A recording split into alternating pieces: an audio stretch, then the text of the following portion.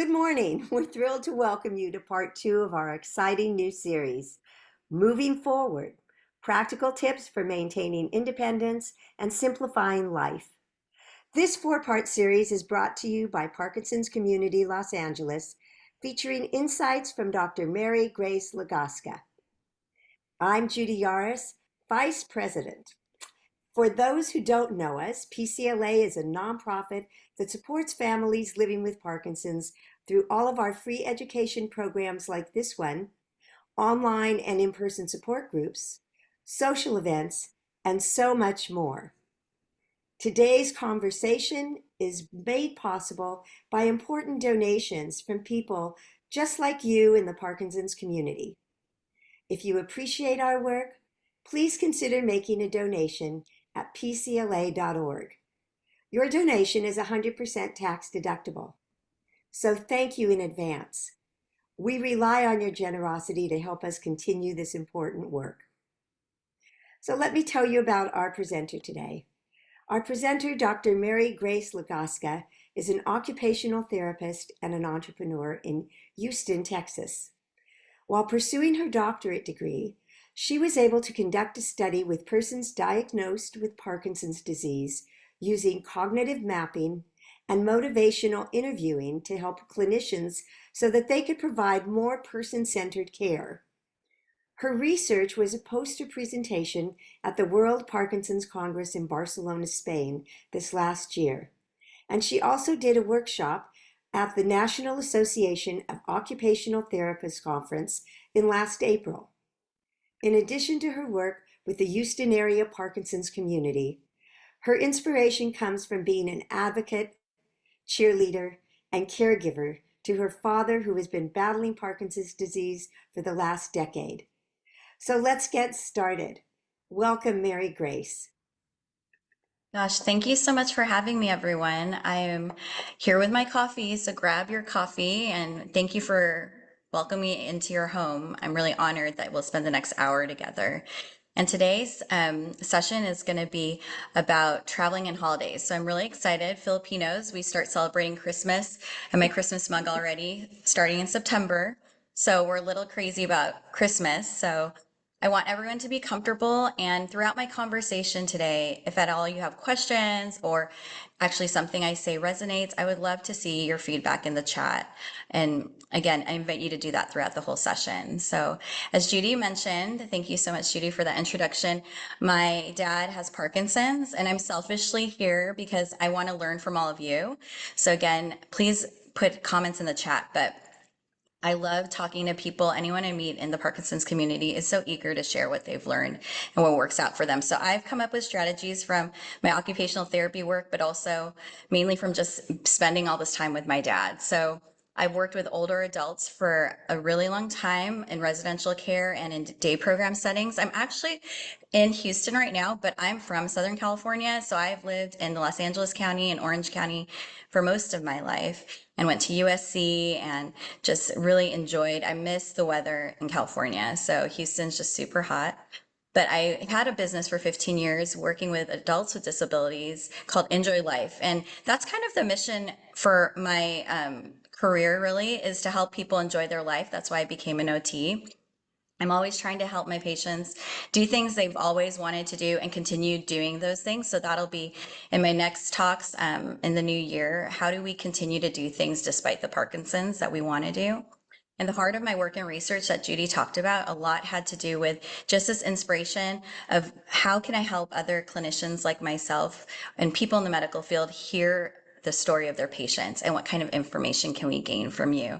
So I'm doing a lot of research in that. You'll hear probably more about me in the future, but for now, I just want to start with a disclaimer. You know, all of you, I hope, have a medical care team.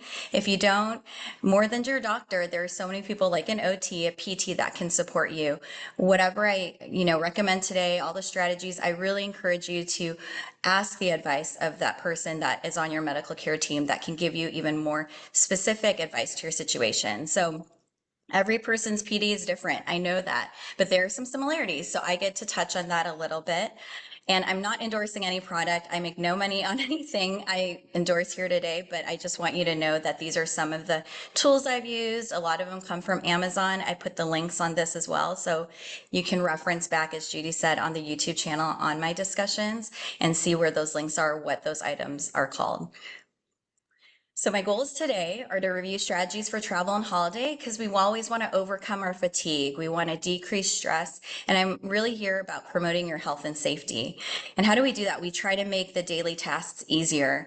Medication management, sleep, eating, and meal prep are my focus today.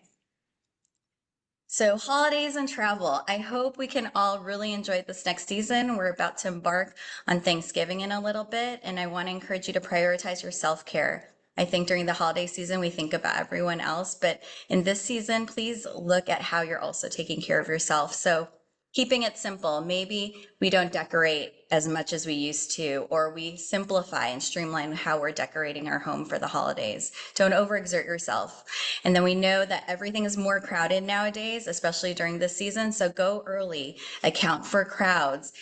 To avoid the long lines, maybe you go earlier than everybody else and just plan for more time. Especially in LA, I don't envy the traffic there, and there's always everyone on the road at the exact same time and needing to get to the same places. So maybe you avoid the stores altogether and just shop online. I know everything online is showing Black Fridays just as much as those in-store deals. So don't avoid the stores if you can. Just go online and you'll get the same deals and no headaches. So and then knowing your on and off times, right, with your medication. So if your off time is in the morning, rest and then get the energy to do that outing in the afternoon or vice versa. So recognizing and listening to your body as much as possible. And I really, during this holiday season, want you to ask for help. So I think this is more now than ever a season to talk to your caregivers and your family about that and what that should look like.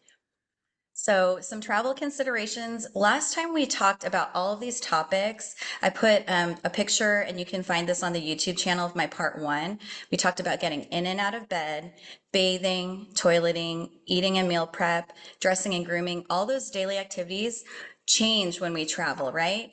They change during the holidays because you might be staying with your daughter or your family or a loved one. So maybe today we're going to talk a little bit about some equipment, but you could also look at equipment for my first session that you could possibly bring with you when you go sleep in another person's home, or consider maybe getting and requesting the ADA hotel room when you go get accommodations, because those actually allow for more space in the restroom, and there's a zero walk-in entry for your shower, so they accommodate for wheelchairs. So just trying to think through ahead of time, what are other things to consider? And how am I going to get through my day or even get ready in the morning when I'm not in my normal environment? So you might not be in your normal environment in this next season. Travel considerations. I also talked a lot about the 4 Ps in my first session: prioritizing, planning, pacing, and positioning. Again, we're like this bucket. We're trying to conserve our energy. We can't do everything at once. So what's the most important? Do that first. And planning, just looking at these next 4 weeks, 5 weeks, 6 weeks of travel and holidays and events, all the things you want to do, try to pace yourself so you're not doing every event every day, and you might have to readjust. Especially, we'll talk a little bit about time zones and how that changes our body clock and everything else that we're trying to do during the holidays. And then position. So I know, for example, we talked in my first session about this, but thinking about how we can conserve energy, maybe we sit more often. So when you're preparing Thanksgiving dinner, maybe you're seated more during those meal preparation tasks rather than standing or having a stool next to the stove, those types of things. So those strategies came up in my first session as well. So other things to consider, maybe, and I got these from several different websites. PCLA did a great article not too long ago about traveling, and so I hear a lot of that here as well. But can you consider taking a train or bus? Because let's be honest, the security lines at the airport are so difficult sometimes. And when you're maneuvering a wheelchair or doing several things, if you can avoid all of that, instead of driving for a long time, maybe consider a train or bus. Check the weather ahead of time. Consider comfortable clothing. So we're always going to want to have clothing that if we can't get to the restroom right away, we're not messing and having an accident because we're delayed trying to take off our clothes when we finally get to the restroom. Bringing walking sticks and canes. So usually when we travel, especially going to the airport, the gate is a lot further than we expect. And so we don't usually maybe use walking sticks or canes, but when we're walking a lot more and longer distances than we're used to on a daily basis, those things are really important. So don't forget that. And then there's always a packing list. I find that when I write out a packing list beforehand, I realize I forgot something and I can add it on there. And the packing lists are always important because we're already thinking about so many things that when we leave that hotel, we can check off and make sure we didn't leave any important things behind. And then several of you might use this, I don't know, but I show an example in the next slide, but a medical card or a bracelet. There are a lot of people that are willing to help us, whether we're in the airport or at a store or a restaurant, those kinds of places. So having a medical bracelet is really important just in case of an emergency, but there's a medical card in the next slide that I can show you. This came from the Parkinson's Foundation, but you can actually print it out and wear it on a lanyard and keep it on you. And sometimes when we're under a lot of pressure, stress, or anxiety, say for example a crowded airport, this is something that we could show or keep in our wallet and show the person that's maybe pushing our wheelchair and helping us get on pre-boarding. This is something we can show to somebody who's helping us maybe out in the community, in the restaurant, or it's even just a really easy way to remind your caregiver or someone who might be a new family member that's helping you out and picking you up for that day. This just gives them kind of some pertinent information they need to have. Then let's talk about airplane travel. Oh gosh, airplane travel can be really stressful. And so to consider a couple things, I put here wheelchair service. I don't know, just by raise of hands, does anybody use the wheelchair service or find that it's useful? I'm just curious. I mean, you can even put it in the chat. If you want to comment, I'd love to hear about it. But I know having traveled internationally to that Barcelona conference with my dad, for example, and my mom, it was so nice because number one, we've never been in that airport before. So those individuals who were so nice to push us in the wheelchair were able to navigate us through and cut lines in ways we didn't know we were wanting to. And then they even helped us with pre-boarding, which was nice. And they knew exactly where the restrooms were. They knew where the restaurants were. They knew where everything was because they know that airport like the back of their hand. They're navigating it day in and day out. So it takes away the mental load that we needed to carry to try to get somewhere on time in a new environment. If you have the option, maybe consider sitting in the aisle seat or closest to the bathroom for obvious reasons. You don't want to have to walk over people or carry all your things over somebody. It's just convenient and being close to the restroom, so it's convenient when you need it. But I always, always, always remind people to not put your meds in your checked luggage. I think that's a mistake, unfortunately, I've learned and we've made, or in some cases, when you are not keeping in your checked luggage or keeping in your checked luggage and they lose your baggage, which has happened quite a bit in this last year for us, it's really detrimental because then you have to try to go to CVS or someplace and find whatever you need, and you're likely not going to get your meds in time in the timing that you need. So, are there any questions with any of that or any thoughts? I don't know if people respond in the chat. Is Judy someone monitoring the chat? So if Yes, I I want am. to make sure I address. Yeah, Okay, we just great. have people agreeing about Yeah, wheelchair service. yeah. To say Please, that there's it's no really, shame in it, right? Oh, we appreciate wheelchair service. Some are better than others, but it's very supportive service. it's very supportive. And let's be honest, like people aren't bumping into you or running into you when you're in a wheelchair. They like actually are mindful of wheelchairs coming through. And so it avoids you having to be like, excuse me, we're coming through, like that kind of thing. You're not rude at all. You can let the person pushing the wheelchair be rude and tell everyone to move.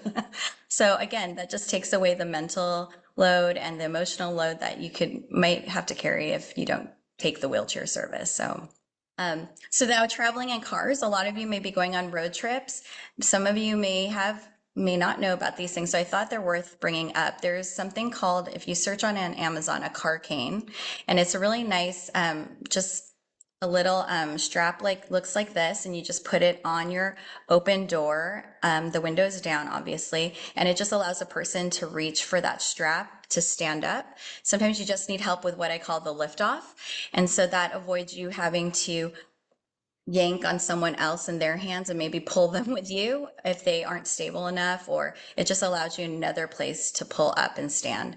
I also love this standing safe handle. It is something you can put in and then you can take out. It's super easy to install, but it allows you just that extra little place to grip to, again, get your stability to do the lift off when you're getting up from a car seat, the car seat, or especially car seats tend to be low. They're not made to be high enough to make it easy for us to get in and out of.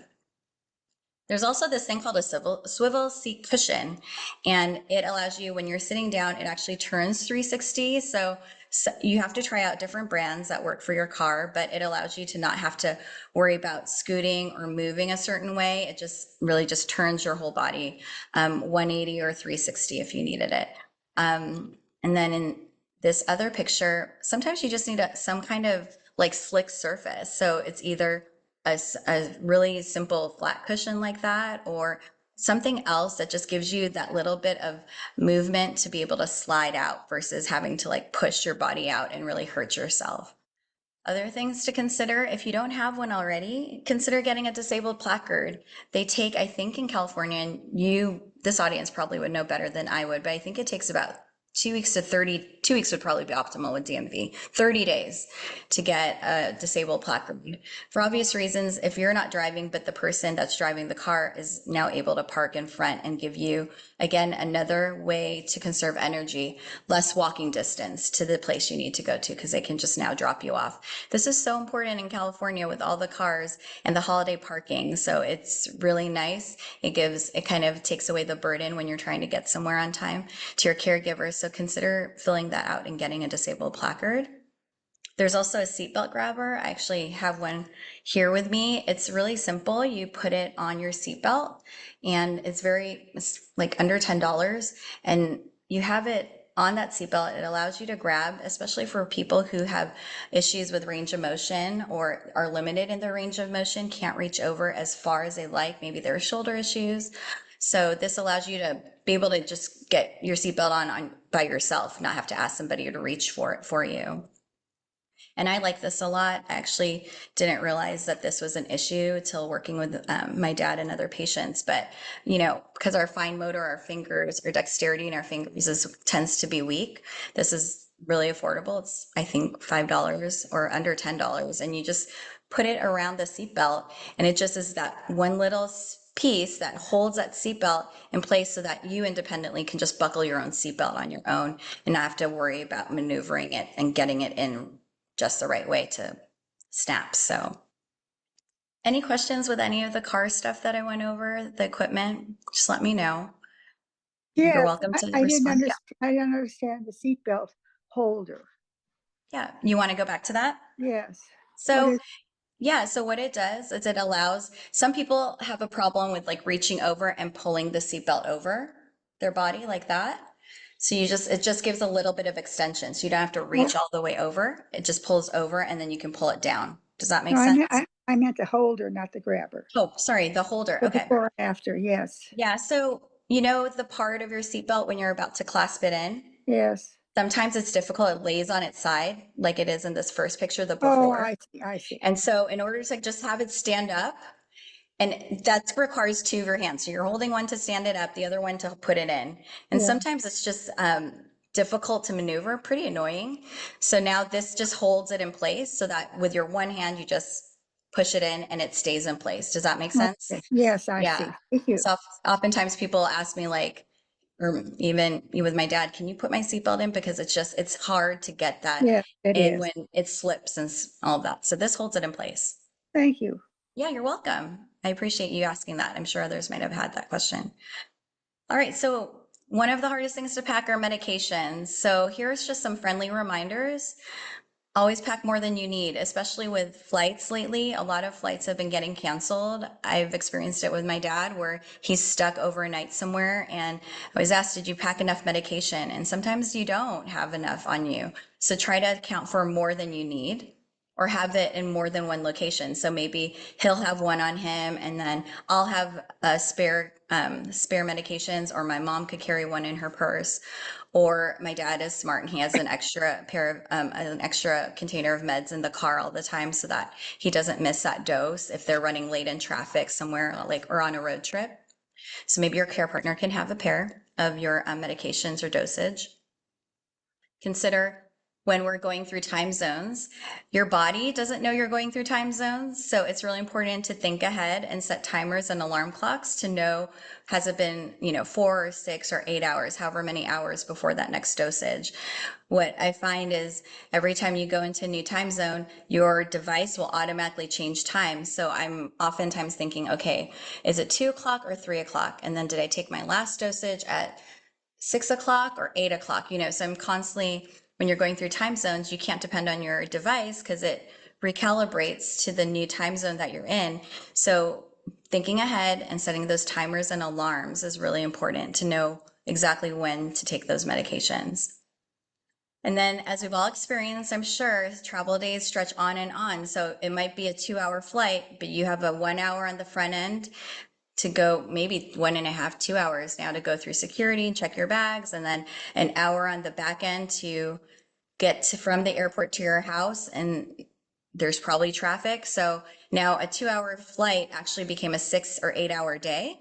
So just considering, again, bringing the walking devices because you may be walking more, bringing extra medication because you now have to account for more doses in that day than just that 2-hour flight. And then I'd love to hear from the group. So I've seen several different types of lists of medications. I mean, it's very simple, but I'm going to show you in another slide a way to list all your medications. But I find that having a list of medications on you, a set of original medications in their bottles with the labels, and if you have liquid medication, having a letter from the doctor, these are just simple strategies or ways to get through TSA or security faster. Is they see things in their original bottles. You have a list to present if they question any of your pills. And especially with liquid medication, I didn't have it with my medication, but I had it when I had carried formula for my babies. They always stop and try to test your liquid. And so what's unfortunate about that, especially because if it's over the 3 ounces or 4 ounces, I think that's allowable. You just spend time. They look through your bag, then they look through your medication, they test it. They have to wait for the test result to come back that it is in fact not something questionable. And then you can avoid all that if you just have a letter from the doctor, is what I've heard. So I don't know if anyone has any other advice like that, but this is what I found about medications. This here is a sample. It's downloadable PDF, again, from the Parkinson's Foundation, but it's another way. You just list all your pertinent information here. You even put how many years, if you want, you've been diagnosed with Parkinson's, and then some special considerations that lists a lot of your different symptoms. And then on the back side gives you plenty of room to list all of your medications. And so this is, again, if you're with somebody who's not normally your caregiver, this is great when you're traveling or staying with somebody else to kind of have this information for them or ready for them, and especially when you're flying. So here are some pill bottles that you've probably seen, but if you haven't, there's a large supplement organizer because some of these pills are really large that I've seen. And then this other version of a pill bottle actually has different compartments in it. And so my dad has 2 different colors, one for morning, one for evening, blue for evening, I think. This other pill container has a whole week. So you can do morning and afternoon and have a whole week prepared if that's how long you're staying. And then this other container here has morning, noon, and night. So you can have a whole week, but 3 different times you're taking the meds. Did you get that card from the Davis Finney Foundation? I got it from the Parkinson's. If you go to www.parkinson.org. The card, the card that The card, yes. I got it from here. Hold on, let me go back there. I'm glad you're asking. Yeah, that one. Yes, this is actually from the Parkinson's Foundation as well. Okay. Thank you. You're welcome. Yeah. And the website, if you just put it in, is I think if you put in Google, you just put Parkinson's Medical Alert Card is what they call it. parkinsons.org. Does that help? That same card is good for your house as well, so that if you have an emergency and emergency personnel come in, they're able to look up on a wall as they walk in and see all the information. That's what I would do with my husband who had epilepsy. So even when I wasn't there, they had the information at hand. Thank you for sharing that. That's a great idea. I've seen this too on like the refrigerator, anywhere obvious that someone can look if there was a situation like you said is really great. And then I've seen some people have it in a lanyard on them or in their wallet. Hey, this is great. I'm glad to hear how people are using these things. So there are other medication bottles if you're staying longer than a week that I wanted to bring up, or medication containers. So this one over here actually allows you to program time and alarms within the container itself, which is great. This is actually for 1 month. So it's a larger size, as you can imagine. I saw this is also on Amazon. It's a pill map. So what's interesting is when you're maybe staying with somebody that doesn't normally care for you and knows what your pills should look like, this allows you to put all of them in one paper like this. But it has little compartments where you can put the different medications so you know what they look like, and then you can write the names out. And then you could check off when you need to take them. So this helps also, especially if you're taking a new medication, but this is also a tool that you can use to help the person that might not usually be caring for the person with Parkinson's. This is a tool that they can have to help them understand what do the pills look like. And then there's this monthly pill dispenser. Similarly has color coded and has a time and date here, so it tells you which container to take. And then I actually thought this was really interesting. This is a sticker. So if you're taking your actual bottles, you're not separating them out like these other containers do. You have the actual bottle, prescription bottle. You can stick this on that bottle. And as you're taking, if you have to take it in this case once a day, you see Sunday, Monday, Tuesday. So you can, like a light switch, turn from green to red on Sunday, so as you take them each day, you can switch it off to say, don't take it today. You already did that. Mary, Have any? also a suggestion on Yes. my pills, and I had done this with my ex as well. I place a pill on top of the cap with a tape and the name of the pill, so that if I become confused, and then I have a separate sheet of paper with the names and the pills right next to it, so that if I'm off and I'm having difficulties remembering which pill when, I already am able to just look at the container. So I love that. Yeah, that's yes, everyone has Scotch tape at home, and that's a great way to, again, be able to help support people who aren't used to what these medications should look like. So thank you.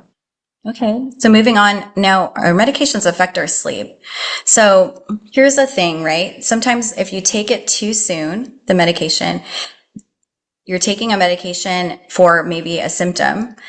If you take it too soon, by the time you're about to sleep, it wears off and now your symptoms are keeping you up at night.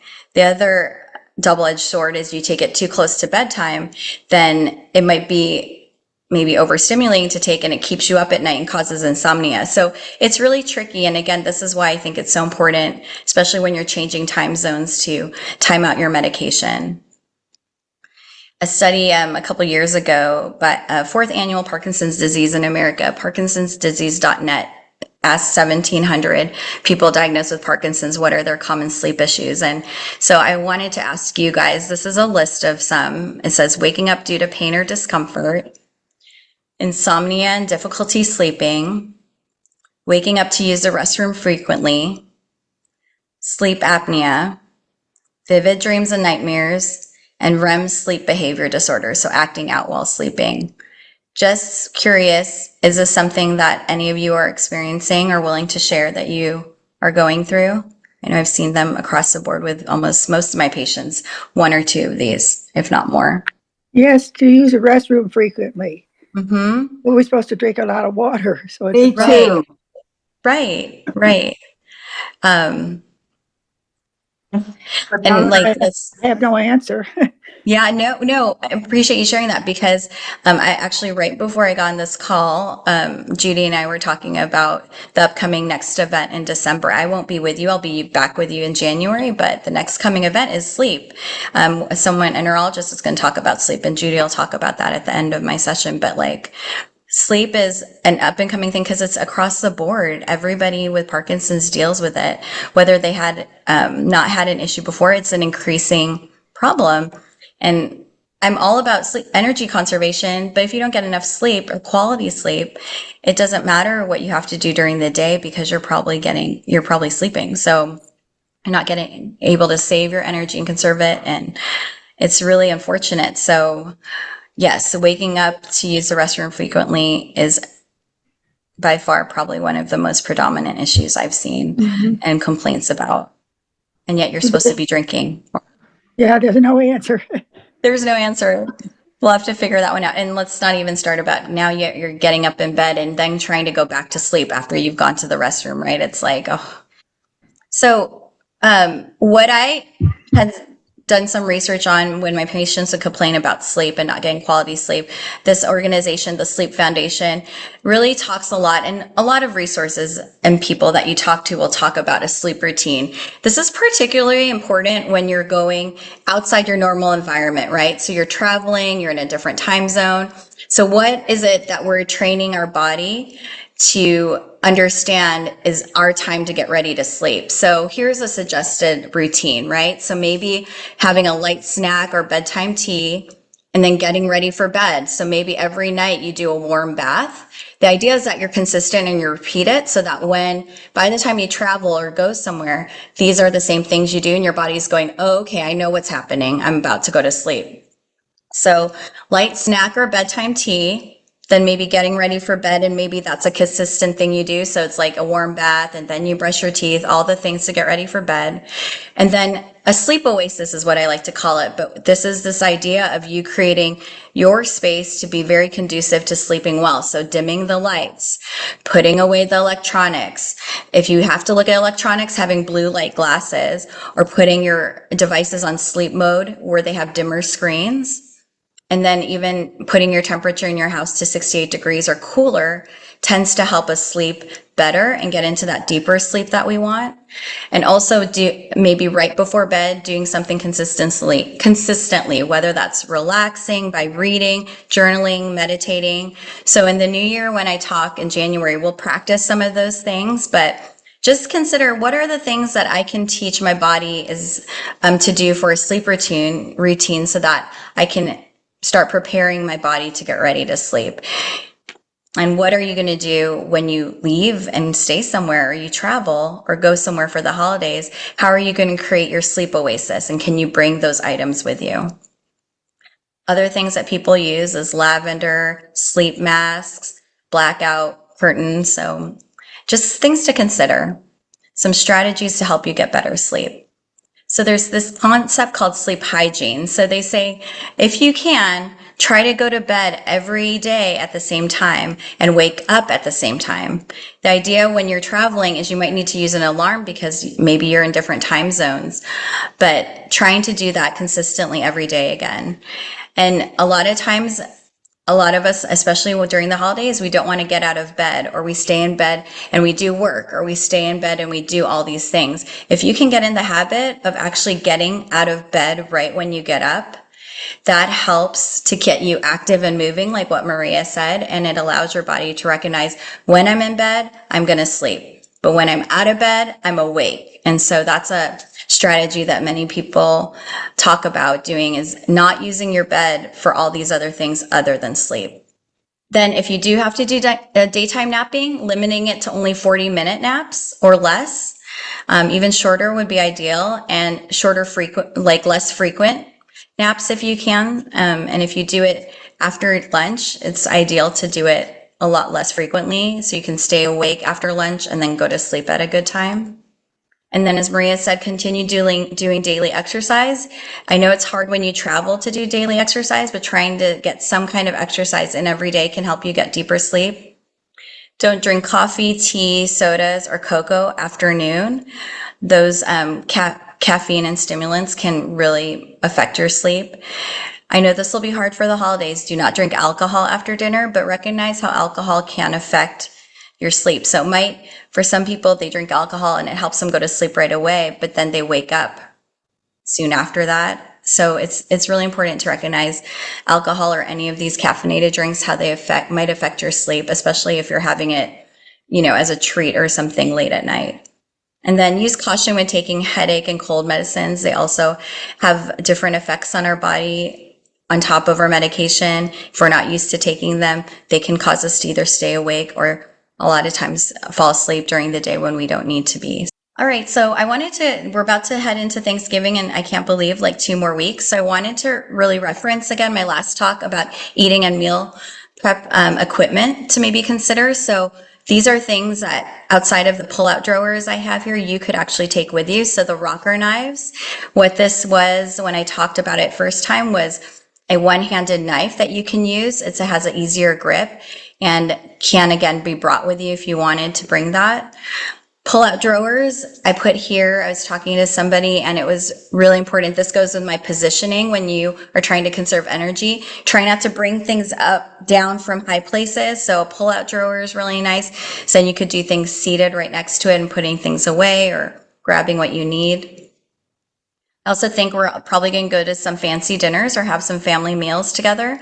And nobody really wants to wear an adult bib if they don't have to. So there's really attractive options out there. This woman is wearing a really attractive scarf that actually helps to keep her clothes clean, but is washable and really meant to do what that adult bib is. And this is from that silverts.com website. I also brought this up last time, but there's all these variations of eating utensils that you can buy that will help with tremors. A lot of them are weighted, and so they give, this one right here is quite pricey, but it allows for with tremors to hold the spoon part of it where that holds the food steady. And so that really works against that, that tremors movement so that you don't spill your food or spill it on you. There's an adjustable weighted spoon. So the nice thing is as your tremors progress, you could adjust and remove. You open up the base of the spoon. This is not one, but ideally you open it up and then you can remove the washers inside to adjust the weight of the spoon. There's also this other type of spoon, the adaptive steady spoon. So same concept. When you're moving or unsteady and holding the spoon, the base of the spoon, the part that holds the food will still stay upright. So if my hand went this way, that part holding the food would still stay upright. And then I have these easy grip utensils. I have some here that I really like, and it just gives you the opportunity to not have to use your energy to grip a normal, typical piece of silverware that we would here. Now you just can hold something that's a lot bigger in width. They have this as well if you're doing meal prep. So, and then there's a spoon down here that's bent. The reason it's bent like that is because some people have limited range of motion when they're maneuvering the utensil with their wrists. So this allows that if they can't bend, this is already bent for them and it's easier to bring up to their mouth. And then I love this last one here, the foam grip. It's simple, just like this piece of foam. And you could just take the utensil or the toothbrush or the hairbrush or anything and push it into the hole. And then you can cut it whatever length you want it to be. So, and this, I think a pack of 6 is less than $10. So that's an easy, if you haven't used utensils, that easy grip like that, you could always just buy the foam and do it yourself. And then I have these plates here. These are different variations. You could buy the actual plate that allows you to scoop with one hand, and it has suction cups. Or for easy travel, you can buy what I call Dicem. It's a sticky surface. It comes in a roll. You just can roll it back up in your bag or your travel suitcase. But it's nice because it just keeps any plate in place. So when you're trying to, scoop up food, it's not going to move the plate with you. And then there's this easy plate guard that you can always add to the plates if you're staying at a guest house or something, you can just add this to one of their plates. But ultimately, I want you all to enjoy the holidays. So my dad reminded me to remind everybody to sing and do that, be part of that karaoke contest. If you guys do that, Filipinos, we love karaoke. And so singing is actually very, not only therapeutic, but music is healing. And we're singing carols during the holidays, doing karaoke. In my dad's speech singing group, that's all they do is sing. So it's not only good, but it's good to be part of this socialization activity. And then my dad's here with the grandkids. So getting out and just seeing the sights and doing things, you'll be surprised how much exercise. You might not be thinking you're in an exercise session. I know that was brought up, but by walking and watching Christmas lights, by doing activities with your hands, it gives you the opportunity to get exercise indirectly. So make sure you're part of all the events. And ultimately, my goal today was to make sure that we all stay active and as independent as possible. And I just want to build the awareness, prevention, and education for you on some other strategies you can use to enjoy this next holiday season. And so with that, I wanted to mention that my next session is January 23rd, 2025. I'll be actually doing some of these topics, and then my last session will cover some of this as well.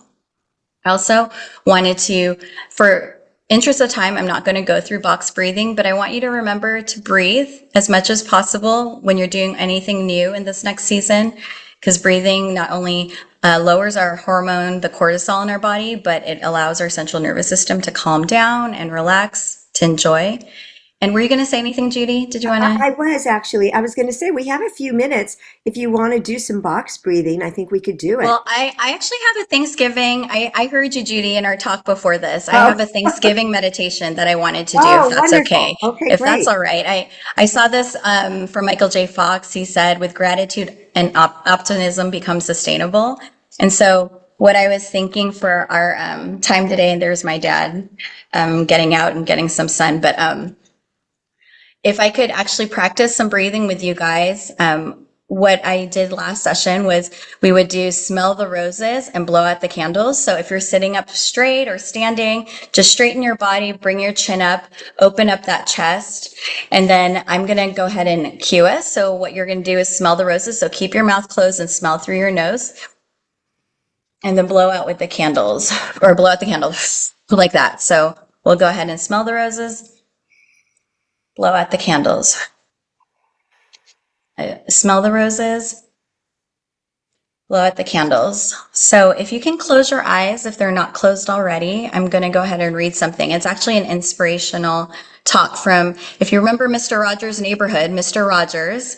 So I watched him growing up, so I'm going to go ahead and read it. But okay, just keep taking those deep breaths. While you're breathing, I'd like to give you all an invisible gift. A gift of silence, to think of those that have nourished you.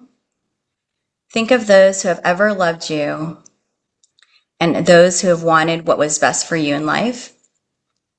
Some of those people may be here with you right now. They may be far away. Some may even be in heaven. As you think of those people, think of how they've encouraged you to be the best version of you. What is essential about you is invisible to the eye. Who are those people that have helped you to become who you are today? We don't get to be competent human beings without investment from others.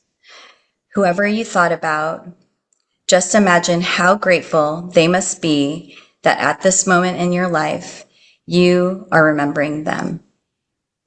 The Greek word for thankfulness is Eucharist. The way we say thank you to our Creator and each other is the greatest gift imaginable and a form of appreciation that we can give to ourselves. So you don't have to do anything sensational in order to love people or to have others love you. My hope today is that you take care of that which is essential about you and what you have to offer in this life. Take another deep breath. And when you're ready, go ahead and open your eyes. I want to say thank you so much for having me for the last 45 minutes. That concludes my conversation with you about the holidays and travel. If there are any questions or answers, it's my daughter. But There may be a few questions if anyone has Great. anything. If you aren't able to put it in the chat, you can also uh, unmute yourself and ask the question if you have one. And I do want to invite you. This is my email address. I love talking to people and helping support you in your Parkinson's journey. This is me and my dad. We climbed up a crazy hill, and at the bottom, he was like, I can't do that. And me and my grandkids just were like, or his grandkids were just like, yeah, you can. And we like pulled him up, and then eventually he just led us up to the top of this hill. So, anyways, I appreciate all of you right now. And if you have any questions, please, I want to leave some time for that and some time for your announcements, Judy. So I'm looking at the chat, Judy. Someone did say, go Did see your someone neurologist. someone did. Let's just Yeah, see. they said, let's see, someone said, go see your neurologist. There is a new medication. June Safran said to help with Yes. urine problems at night. Yes. So There are lots of, that's there great. definitely are, if you work with your medical advisory team, you will find that there are new medications to help with incontinence. There are new delivery systems that are on the pipeline. And by the way, if you come to our Life Beyond the Basics, you will also find out there are lots of new things happening, and we will be telling you all about it at that event. So it will be really great. And I really appreciate it. Also, I think Julie made a comment here, like for the spoons, etc. Each one had the website. So Mhm. yes, that it was very useful, and thank you. That we appreciate that you gave us great tools to work with. I'm sure everyone will check it all out. Right. This is recorded, so it'll be on the PCLA YouTube channel. So Yes. you could, if you found it helpful for yourself, or I encourage you to share it with your caregiver or family so that they can, know these things before you travel and support you well. Also, the first talk is there as well, so that, again, the knowledge is power. So if everyone knows it, you don't have to be the one to tell them, or you've tried to tell them and they haven't, been made aware. So here are some tools and things that they might be willing to try and use to help support you. So my husband and I recently, we just got back from traveling to the East Coast, 3-hour time change. And we did not change the times when my husband takes his levodopa. So in other words, there weren't the usual things going on in the time of day. So let's say if he normally takes it at 8 in the morning on the East Coast, he was taking it at 11 in the morning, but it was still 8 to his body.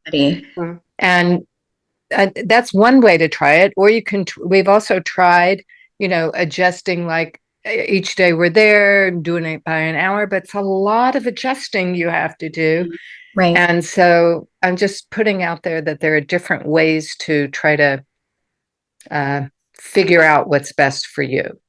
I think the key that I learned even from what you said is to figure it out ahead of time, though, right? Like plan for that. Because I think haphazardly I've come across where you're traveling and you're like, oh gosh, wait a second, we're in now, and you're in the moment. It's like, okay, what do we do? So planning ahead. Right. I see someone on the group. Thank you so much, Sherry. That's great to just adjust it and stick with the same time sometimes because our body's just used to that. So that's a great suggestion. Yes, it simplifies it. Yes. When is the December?